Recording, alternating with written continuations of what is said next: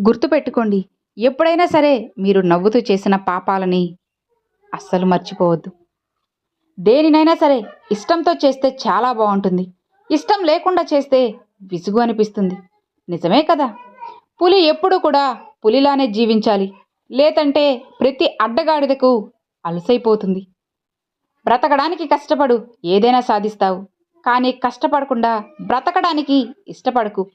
నువ్వు ఏదీ కూడా అస్సలు సాధించలేవు. మనిషి నోటిని 2 చోట్ల అదుపులో పెట్టుకోవాలి.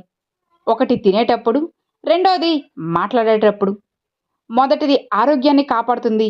ఇక రెండవది బంధాలని పదిలంగా ఉంచుతుంది. ఇతరుల్ని అడగడం చేతకానప్పుడు ఆశపడకు.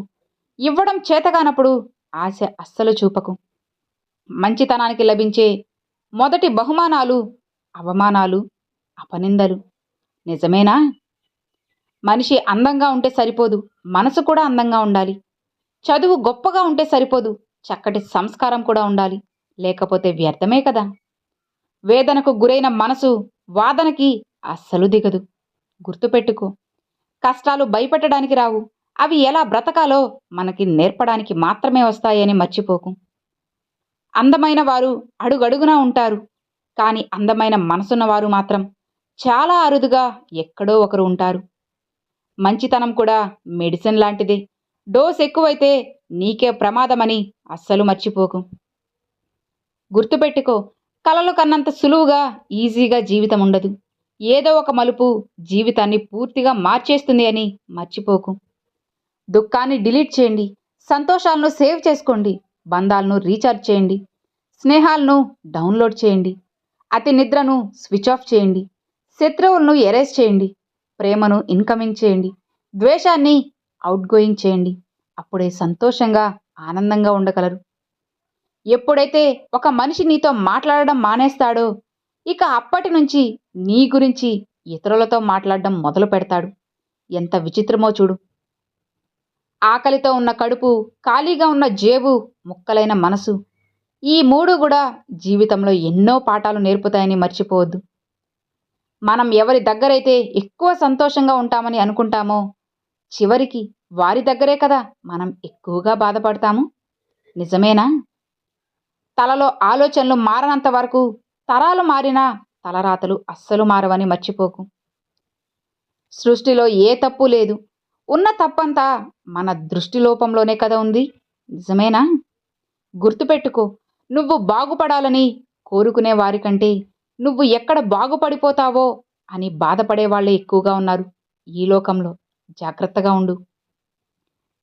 డబ్బుని పొదుపు చేసేవాడు జీవితంలో ఎదుగుతాడు. మాటని అదుపుగా వాడేవాడే కదా జీవితంలో ఎత్తుకు ఎదుగుతాడు. ఆకలి తీరాక అన్నాన్ని, అవసరం తీరాక మనిషిని అలుసుగా చూడకండి.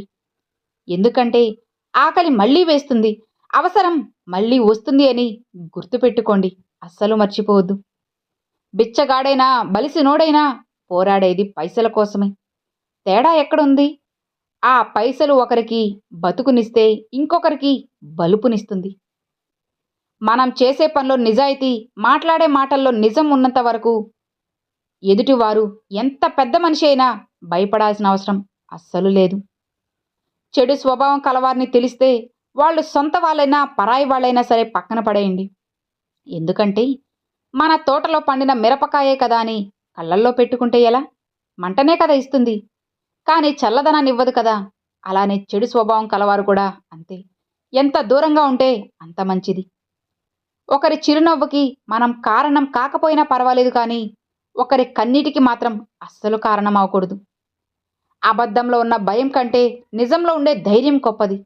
తప్పుడు మార్గంలో ఉండే ఆనందం కంటే నిజాయితీలో ఉండే గర్వం గొప్పది అని మర్చిపోకు. అర్థమైందా?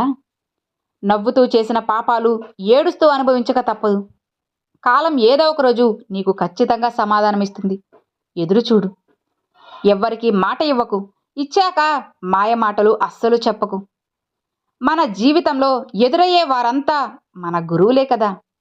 మంచివాళ్ళు పాఠం నేర్పుతారు, చెడ్డవాళ్ళు గుణపాఠాలు నేర్పుతారు. అన్నిటినీ నేర్చుకో.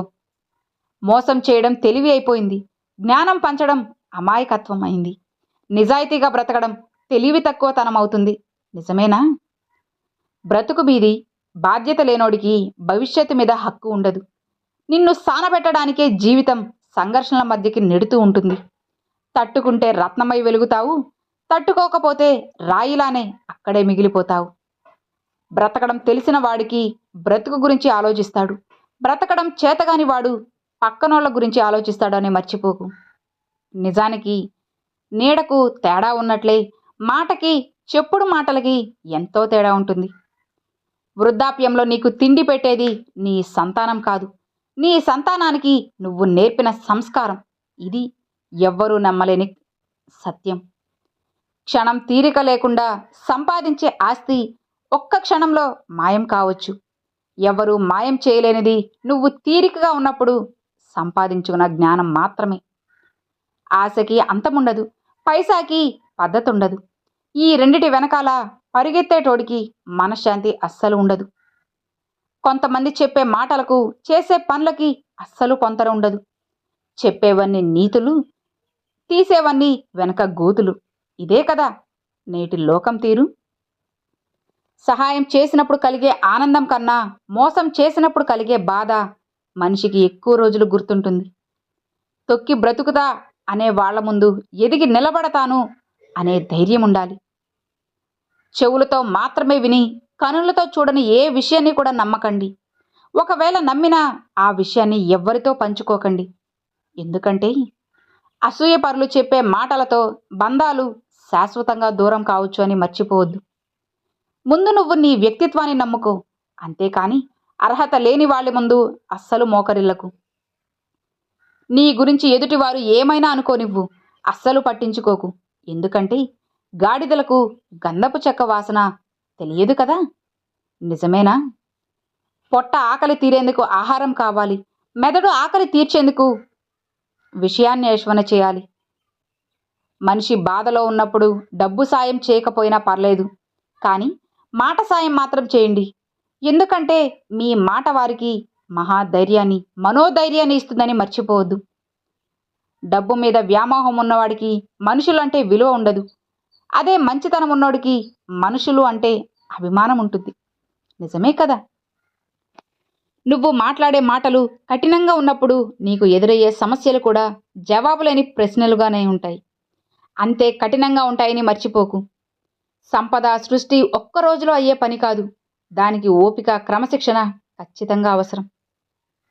మనిషికి విలువ ఇచ్చే వారి కోసం మనం ఒక మెట్టు దిగినా లేక ఒక మాట పడినా తప్పు లేదు.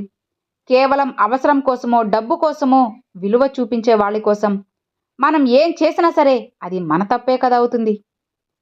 శరీరం చూసి ఇష్టపడే ప్రేమ అవసరం తీరే వరకే ఉంటుంది. మనసును చూసి పుట్టే ప్రేమే మరణం వరకు ఉంటుంది, శాశ్వతంగా ఉంటుంది అని గుర్తుపెట్టుకో. అసలు ఈ ప్రపంచంలో నువ్వు బ్రతకాలంటే మంచితనం, మొండితనం రెండూ ఉండాలి. మంచితనం మనుషుల మీద చూపించాలి, మొండితనం పరిస్థితుల మీద చూపించాలి. ఎవరి నుంచి ఏదీ ఆశించకు. అది నీ ఆనందాన్ని ఖచ్చితంగా చంపేస్తుంది. గుర్తుపెట్టుకో, ఎప్పుడు కూడా నువ్వు నీలానే జాగ్రత్తగా ఉండు. నీకు అంతా మంచే జరుగుతుంది. ఆ భగవంతుడు ఏదో ఒక రోజు నీకు మంచి జీవితాన్ని ఇస్తాడు. కాలం అన్నిటికీ సమాధానం చెబుతుంది. కాస్త ఓపికతో ఉండు. అర్థమైంది కదా? Thanks for watching friends.